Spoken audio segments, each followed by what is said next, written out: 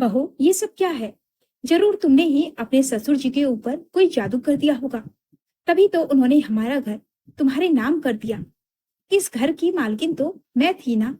फिर उन्होंने ये घर तुम्हारे नाम कैसे कर दिया? संजना अनजान बनते हुए बोली। ये सब मुझे नहीं पता। आप ससुर जी से पूछिए कि उन्होंने ये घर मेरे नाम पर क्यों किया है। मैंने उन्हें थोड़े ना बोला था। ऐसा कहकर वो मुंह बनाते हुए वहां से चली गई। प्रेमा जी के पैरों तले जमीन खिसक गई थी। 2 महीने के बाद उनकी बेटी रागिनी की शादी होने वाली थी। अब ऐसे समय में घर में तनाव का माहौल पसर गया था। प्रेमा जी ने अपने बेटे राजवीर से कहा, आखिर तू सच्चाई का पता क्यों नहीं लगवाता? ऐसी भी क्या बात हो गई कि तेरे पिताजी ने ये घर बहू के नाम पर कर दिया? राजवीर भी अलग ही परेशान था। वो सोचने लगा कि पापा ने आखिर ऐसा क्यों किया। वो तो माँ और पत्नी के बीच खुद को फंसा हुआ सा महसूस कर रहा था। कुछ सोचते हुए वो पापा के कमरे में गया। प्रभात जी उस समय न्यूज़पेपर पढ़ रहे थे। उसने धीरे से कहा, पापा, आपने ये घर संजना के नाम पर क्यों किया? माँ कितनी परेशान है। आखिर आपने ऐसा फैसला क्यों लिया? कुछ बताइए तो सही। प्रभात जी तल्ख स्वर में बोले, मैं किसी को कुछ भी बताने के लिए बाध्य नहीं हूं। इतना कहकर वो न्यूज़पेपर पटकते हुए वहां से चले गए। पीछे खड़ी प्रेमा जी की आंखों से झरझर आंसू बहने लगे और वो राजवीर से बोली, देख रहा है तू, जब भी मैं उनसे कुछ पूछने की कोशिश करती हूँ या ऐसे ही झल्लाकर चले जाते हैं, मानो कोई बहुत बड़ा राज छुपा रहे हो। मुझे तो शक हो रहा है कि बहू की नीयत में खोट है। इस घर के लालच में उसने जरूर तेरे पिताजी को अपने रूप के जाल में फंसा लिया है। राजवीर का खून खौल उठा, लेकिन वो कुछ बोल नहीं पाया। उसे अपनी पत्नी पर भी बहुत गुस्सा आ रहा था कि अगर उसे कुछ पता है तो वो क्यों नहीं बता रही है। लेकिन कुछ भी पूछने पर संजना अनजान बनते हुए यही कहती थी कि मुझे नहीं पता कि पापा जी ने ये घर मेरे नाम पर क्यों किया है। रागिनी भी हैरान परेशान थी कि आजकल घर में हो क्या रहा है। वो तो कुछ दिन पहले तक अपनी शादी के रंगीन सपने बुनने में व्यस्त थी, लेकिन अब घर की पंचायत ही खत्म नहीं हो रही थी। वो अपनी भाभी के कमरे में गई और कहने लगी, भाभी, ये सब क्या हो रहा है? आखिर पापा ने ये घर आपके नाम कैसे कर दिया? पापा ने तो वसीयत भी बनवा ली थी कि अगर उन्हें कुछ हो गया तो उनके बाद ये घर माँ का हो जाएगा। फिर अचानक से उन्होंने अपना फैसला कैसे बदल लिया? संजना लापरवाही से बोली, ये सब मुझे क्या पता दीदी। आप अपने पापा से ही जाकर पूछ लीजिए। हो सकता है कि उन्हें मुझ पर आप लोगों से ज्यादा भरोसा हो। इतना कहकर वो उठकर किचन में चली गई। घर में एक तूफान सा खड़ा हो गया था। किसी को कुछ समझ में नहीं आ रहा था कि आखिर ये सब क्यों हो रहा है। इधर प्रेमा जी का रो रो कर बुरा हाल था। उन्हें लग रहा था कि जरूर उनके पति और बहू के बीच कुछ खिचड़ी पक रही है। उन्हें उनके रिश्तों पर संदेह होने लगा था, क्योंकि कुछ दिनों से वो देख रही थी कि बहू बार बार एकांत में अपने ससुर जी के पास जाती थी, उनसे कुछ बातें करती थी। उनके पति भी आजकल उन पर ज्यादा ध्यान नहीं दे रहे थे। वो हर वक्त एक अलग ही दुनिया में खोए रहते थे। प्रेमा जी को लगने लगा था कि जरूर उनके पति का ध्यान कहीं और है। और जब उन्हें पता चला कि उन्होंने अचानक से ये घर बहू के नाम कर दिया है, तो उनके होश उड़ गए कि अचानक से उन्होंने बिना किसी को बताए ऐसा फैसला कैसे ले लिया। प्रेमा जी के मन में ये सवाल गूंजने लगा। उन्हें लग रहा था कि इसके पीछे कोई गहरी और ठोस वजह होगी, क्योंकि शुरुआत से ही प्रभात जी अपनी पत्नी को बहुत प्रेम करते थे और हमेशा उनकी भलाई के बारे में सोचते थे। ये बात उनके गले से नीचे नहीं उतर रही थी कि अचानक से पति ने ये घर बहू के नाम क्यों कर दिया। अभी तो दोनों पति पत्नी सपने देख रहे थे कि बेटे की शादी हो ही गई है, बेटी की शादी भी हो जाएगी, तो वे तीर्थ यात्रा पर जाएंगे खूब घूमेंगे फिरेंगे। लेकिन अचानक से प्रभात जी के व्यवहार में रूखापन सा आ गया था और ये बात अब प्रेमा जी को सहन नहीं हो रही थी। दिन रात उनके दिमाग में यही चलता रहता कि आखिर इस सब के पीछे क्या कारण हो सकता है। एक दिन रागिनी अपनी सहेली के घर गई हुई थी। राजवीर ऑफिस में था। प्रेमा जी ने सोचा कि आज मैं ससुर बहू के रिश्ते की सच्चाई का पता लगाऊंगी। वो मंदिर जाने का बहाना बनाकर घर से निकल गई और थोड़ी देर बाद वापस आकर चुपचाप घर में छिप गई। और उसी दिन उन्हें ऐसी सच्चाई पता लगी कि उनके होश उड़ गए। घर पर केवल ससुर और बहू थे। प्रभात जी किचन में आए और संजना से बोले, बहू, ये तुमने ठीक नहीं किया। अचानक से मैंने घर तुम्हारे नाम कर दिया है तो घर वाले सवाल पूछ पूछ कर मुझे परेशान कर रहे हैं। आखिर तुम्हें इतना लालच क्यों आ गया कि तुमने मुझे घर अपने नाम करने के लिए ब्लैकमेल किया? बोलते बोलते उनकी आवाज भर आ गई। यह सुनकर प्रेमा जी की सांस अटक गई। उन्होंने कभी सपने में भी नहीं सोचा था कि उनकी बहू उनके पति को ब्लैकमेल कर रही होगी। संजना लापरवाही से बोली, अब जब घर मेरे नाम पर हो चुका है तो घर वालों को क्या जवाब देना है? ये आपकी समस्या है, मेरी नहीं। आप प्रेमा जी का मन बेचैन हो उठा। आखिर बहू मेरे पति को ब्लैकमेल क्यों कर रही है? गुस्से से उनका दिल फटने को था। लेकिन उसी पल उनके मन में एक बदलाव आया। शायद अब तक मैं अपने पति को गलत समझ रही थी, लेकिन असल में वो खुद मजबूर है। थोड़ी देर बाद प्रेमा जी घर से बाहर निकल गई। प्रेमा जी आधे घंटे बाद घर में लौटी, लेकिन तब तक प्रभात जी घर से बाहर जा चुके थे। वे चुपचाप उनके लौटने का इंतजार करने लगी।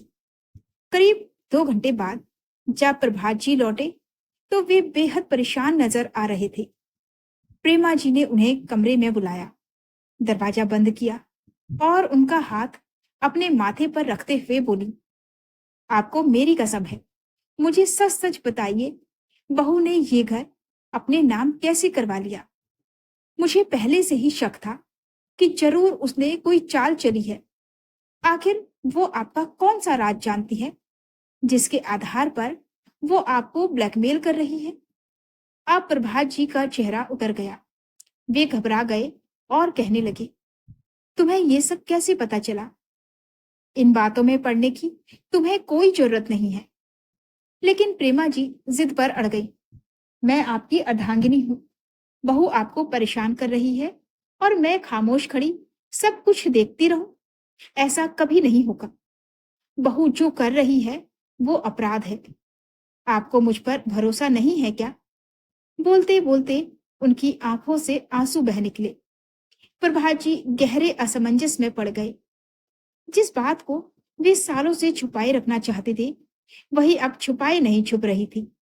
आखिरकार उनके सब्र का बांध टूट गया। वे फूट फूट कर रोने लगे। मुझे माफ कर दो। एक सच्चाई मैंने तुमसे छुपाई थी और उसी बात का फायदा उठाकर बहू मुझे ब्लैकमेल कर रही है। मुझे नहीं पता कि उसे ये राज कैसे पता चला। प्रेमा जी हैरान रह गई कि आखिर ऐसी कौन सी बात है जो आज तक किसी को नहीं पता और वो बात बहू को कैसे पता चल गई। प्रभात जी रोते हुए बोले, मैंने कभी सोचा भी नहीं था कि मेरी एक गलती के कारण मुझे ये दिन देखना पड़ेगा। प्रेमा जी ने थरथराते स्वर में कहा, बताइए आखिर बात क्या है? प्रभात जी कुछ कहते इससे पहले ही दरवाजे पर दस्तक हुई। संजना की आवाज आई, मम्मी जी, पापा जी, दोपहर का खाना तैयार है, आकर खा लीजिए। ये सुनकर प्रेमा जी के मन में गुस्से का ज्वालामुखी फट पड़ा कि इतनी बड़ी साजिश करने के बाद भी ये बहू हमें खाने के लिए बुला रही है।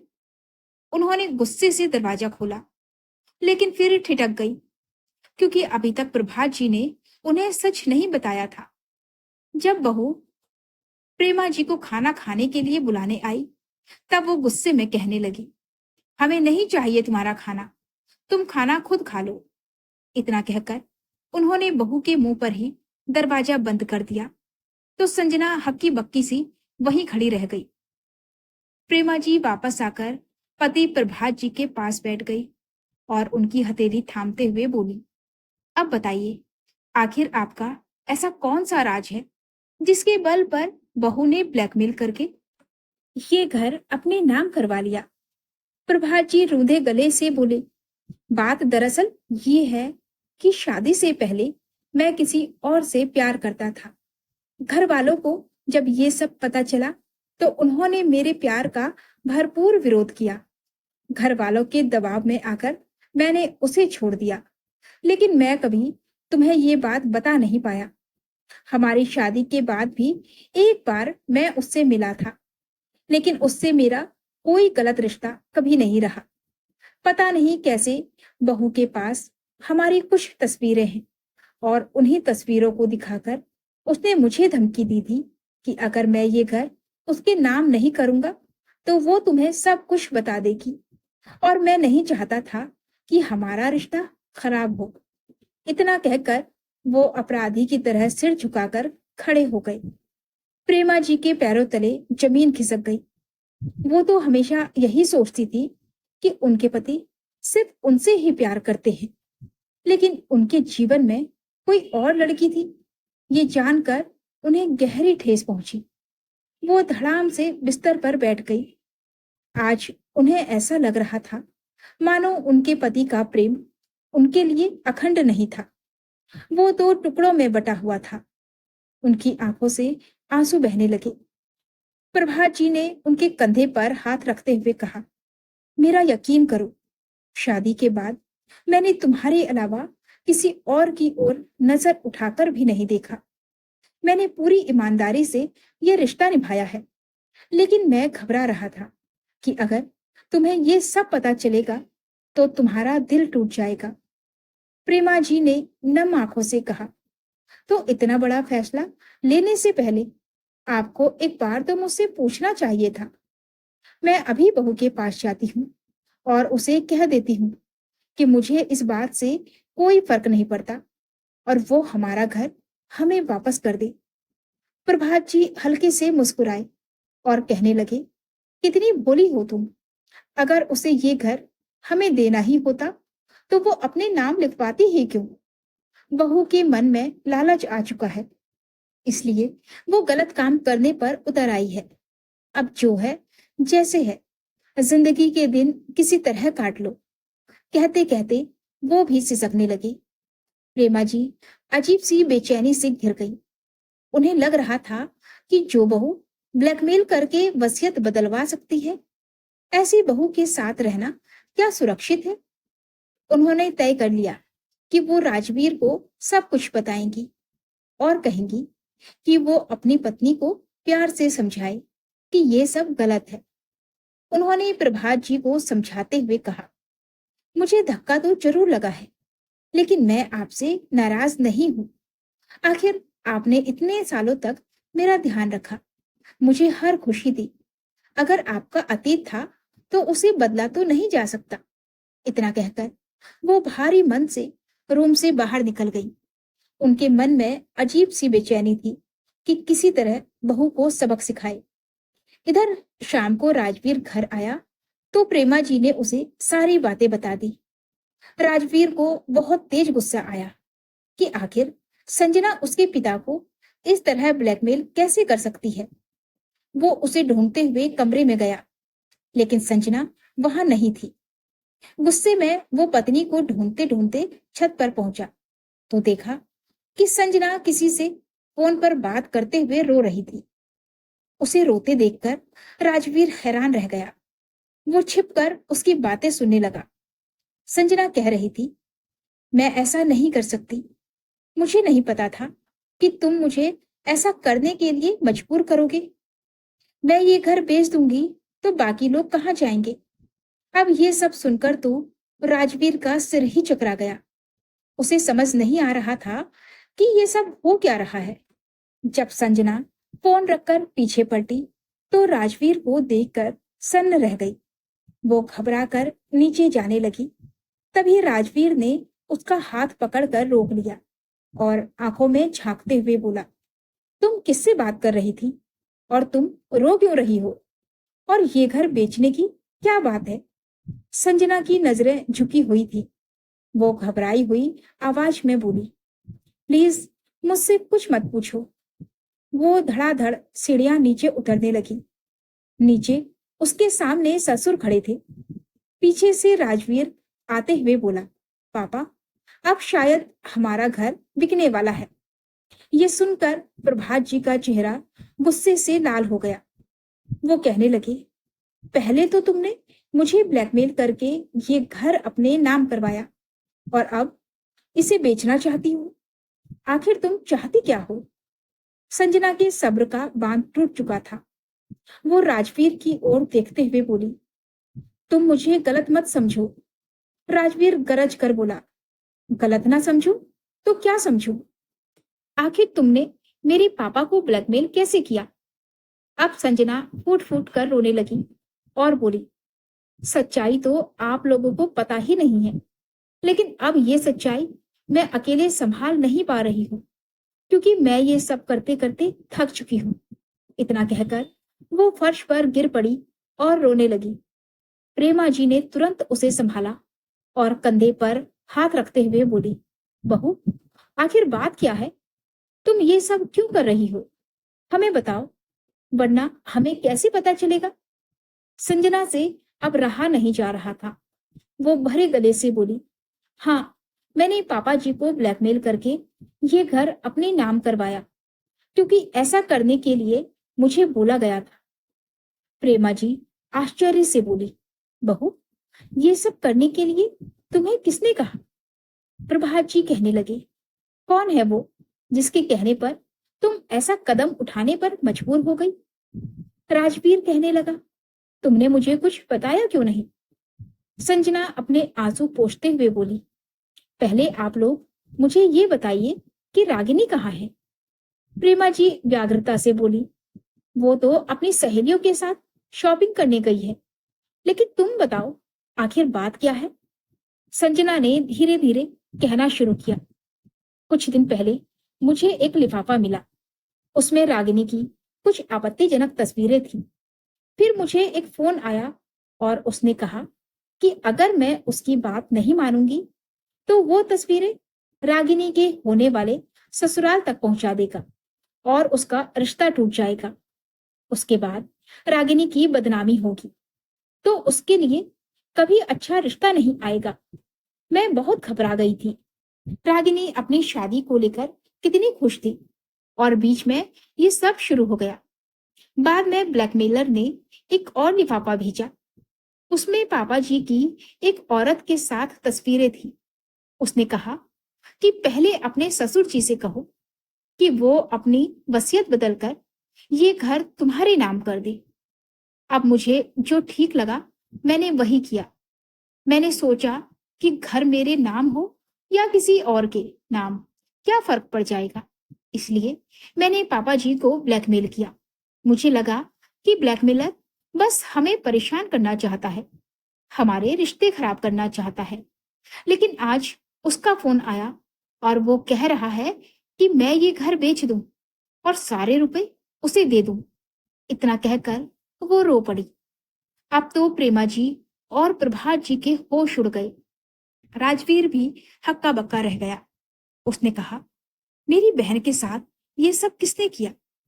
प्रभात जी कहने लगे, बेटा, अगर ये सारी बातें बाहर आईं तो सच में रागिनी की बहुत बदनामी हो जाएगी। प्रेमा जी कहने लगी, बहू, ये घर बेच दो और जिसे जो चाहिए दे दो, लेकिन मेरी बेटी की बदनामी नहीं होनी चाहिए। मगर राजवीर ने हिम्मत से काम लेते हुए कहा, इस तरह उसकी बात मानना सही नहीं है। आगे भी वो हमें ब्लैकमेल कर सकता है, इसलिए हमें इसकी खबर पुलिस को देनी चाहिए। रागिनी के ससुराल वाले समझदार हैं, वे समझ जाएंगे, लेकिन उससे पहले ब्लैकमेलर पकड़ में आना चाहिए।